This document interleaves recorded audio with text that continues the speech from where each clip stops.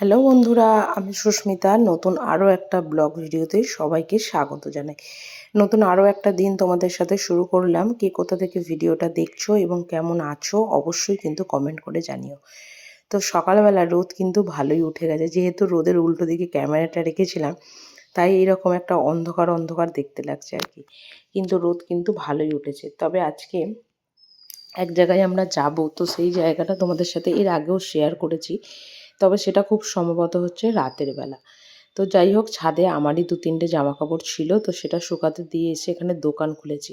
আর আমাদের দোকানের প্রধান অতিথি যারা আর কি, তারা মোটামুটি সকালবেলা চলেই এসেছে ঝুড়ি ভাজা খেতে। মানে এটা যদি ওদেরকে না দেওয়া হয় ওদের এই দিনটা আর কি কমপ্লিট হয় না, এরকম আর কি একটা ব্যাপার। যাই হোক, দোকান খুলে ঝাঁট দিয়ে দোকানে পুজো টুজো করে এখানে আমার চাটাও করে নিয়ে চলে এসেছি, দোকানে বসে বসে চা খাচ্ছি।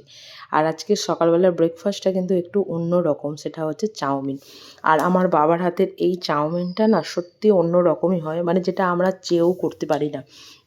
খুব কম সময়ের মধ্যে এত সুন্দরভাবে করে কোনো কিছু না দিয়ে, মানে মাঝে মাঝে দেয়, সেটা হচ্ছে ডিম, পেঁয়াজ আর আলু আর কাঁচা লঙ্কা, সেটাই দারুণ খেতে লাগে আর কি। যাই হোক, ব্রেকফাস্ট সেরে এদিকে দোকান থেকে বাড়িও চলে এসেছি, এসে বিছানাপত্র গোছাচ্ছি। কারণ মা বাড়িতে নেই, গেছে মামার বাড়ি, আর আমরাও যাব, বাবা আর আমি একটু বেলা করে যাব। আর মোটামুটি কাজকর্ম করতে কিন্তু আমার বেশ ভালোই লাগে, কোনো বিরক্তও লাগে না, কোনো কিছুই লাগে না। কাজের মধ্যে থাকলে মনটাও ভালো থাকে, শরীরটাও ভালো থাকে। তাই আর কি কাজের মধ্যে যতটা হয় নিজেকে ইনভলভ করে রাখা। আর কাজ না থাকলেই না আমার ভীষণ বিরক্ত, অলসতা সমস্ত কিছু যেন একদম গ্রাস করে। আর সেটা একদিনের জন্য গ্রাস করে না, সেটা মোটামুটি 2 দিন 3 দিন 4 দিন সেই জিনিসটা থাকে। তাই চেষ্টা করি কিছু না কিছু কাজের মধ্যে নিজেকে ব্যস্ত রাখার, সেটা যেখানেই থাকি না কেন। নিজের বাড়ি যদি হয় তো সেটা আলাদা ব্যাপার, বাপের বাড়ি শ্বশুর বাড়ি সর্বত্রই। তো যাই হোক, বাবা বাজার থেকে চিংড়ি মাছ নিয়ে এসেছিলো, তো চিংড়ি মাছগুলো আজকে আমাদের যদিও রান্না হবে না, তবে এইভাবে তো আর ফ্রিজে রাখা যায় না, তাই চিংড়ি মাছগুলোকে বেছে ধুয়ে পরিষ্কার করে রেখে দিচ্ছি, যাতে কালকে মানে আগামীকাল আর কি রান্না হবে আর কি। তো সেই কারণে তো ছাড়ানো হয়ে গেছে, এবার ধুয়ে নিচ্ছি। চিংড়ি মাছ খেতে তো ভীষণ ভালো লাগে, কিন্তু তার সাথে সাথে ছাড়াতে যে কতটা বিরক্ত লাগে সেটা যারা যারা চিংড়ি মাছ ছাড়ায় তারা তারা আমার সাথে কিন্তু একমত আর কি। তো যাই হোক, এদিকে মাছ ছাড়ানো হয়ে গেছে, আর ওদিকে বেসিনে বেশ কিছু টুকিটাকি বাসনপত্র রয়েছে, মানে সকালে যে সমস্ত চায়ের বাসন, তারপরে ভাই টিফিন নিয়ে যায় সেই সমস্ত বাসনপত্র আর কি। তো সেইগুলোকেই এখানে মাজতে চলে এসেছি, কারণ বাইরে বেসিনে আর মেজে ওইখানটা রাখতে পারি না, রাখতে হয় অন্য একটা জায়গায়। তো সেই কারণের জন্য রান্নাঘরটাই হচ্ছে আমাদের মানে বাসন-টাসন মাজার জন্য সবথেকে ভালো জায়গা আর কি। আর মোটামুটি আজকে সকালবেলা রান্নাবান্না আমাদের হয়েই গেছে। ভাই টিফিন নিয়ে চলে গেছে। আর বাড়িতে খাবে হচ্ছে শুধু ঠাম্মা আর দাদু। আর কেউ না, মা তো নেই। আর বাবা আর আমি যাব হচ্ছে আজকে নেমন্তন্ন বাড়ি। কারণ আমার এক মামি মারা গেছে, তো তারই আজকে কাজ আছে। কাজ কাজ মানে হচ্ছে আজকে আসবার না, তো সেখানে নেমন্তন্ন আছে, তো সেখানেই যাব। আর যেহেতু মা নেই সেহেতু বাড়িতে এই সমস্ত কাজকর্মর দায়িত্ব হচ্ছে আমার। আমি তো করতে ভীষণ ভালোওবাসি এই সমস্ত কিছুগুলোকে আর কি।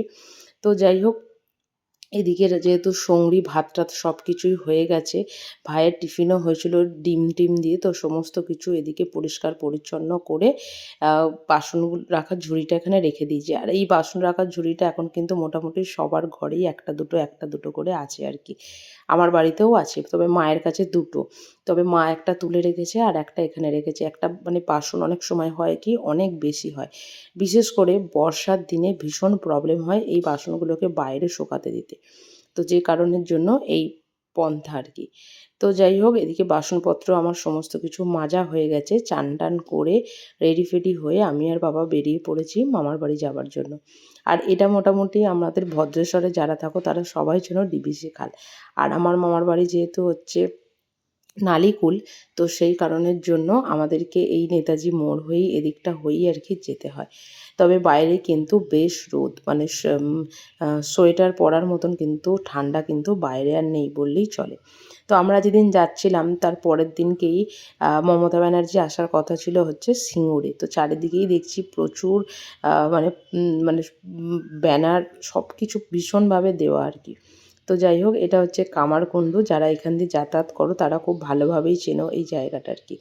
আর এখন তো মোটামুটি চাষের সময়, যদিও চাষের সময় সারা বছর, তবুও এই সময়টা একটু অন্যরকম। সর্ষে ফুল, তার সাথে হচ্ছে আলু বসানো চারিদিকে, কী যে অপূর্ব দেখতে লাগে যা বলার নয়। এই যে দেখতে দেখতে মামার বাড়ি পৌঁছেও গেছি, আর ইনি হচ্ছেন আমার মামি। তো গেটের সামনে দাঁড়িয়েছিল, কারণ আমরা সবাই মিলে নেমন্তন্ন বাড়ি যাব বলে আর কি। তো চলো আজকের ব্লগটা এখানেই শেষ করছি। যদি কিছু ভালো লেগে থাকে একটা লাইক করো, শেয়ার করো, চ্যানেলটি সাবস্ক্রাইব করে পাশে থেকো। দেখা হবে নতুন আরও একটা ব্লগ ভিডিওতে, নতুন আরও একটা দিনের সঙ্গে। টাটা।